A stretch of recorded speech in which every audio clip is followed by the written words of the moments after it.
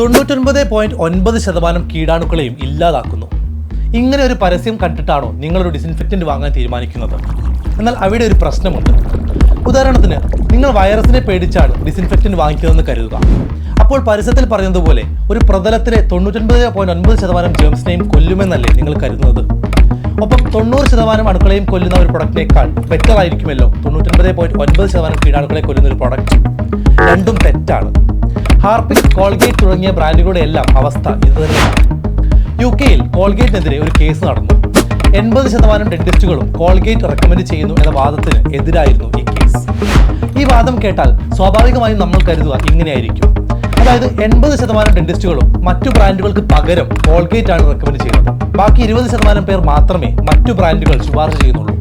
എന്നാൽ ഈ വാദത്തിന് ആധാരമായ സർവേയിൽ ചോദിച്ച ചോദ്യം ഇങ്ങനെ ആയിരുന്നില്ല. ഡെന്റിസ്റ്റുകളോട് ചോദിച്ചത് അവർ റെക്കമെൻഡ് ചെയ്യുന്ന ബ്രാൻഡുകളുടെ ഒരു ലിസ്റ്റ് എഴുതാനാണ്. 80% പേരും എഴുതിയ ലിസ്റ്റിൽ കോൾഗേറ്റും ഉണ്ടായിരുന്നു എന്നേ ഉള്ളൂ. പക്ഷേ ഒരു ക്യാമ്പയിൻ വാചകം ആ സത്യത്തെ സൗകര്യപൂർവ്വം വളച്ചൊടിച്ച് മറ്റൊരു രീതിയിൽ പ്രസന്റ് ചെയ്യുകയാണ് ചെയ്തത്.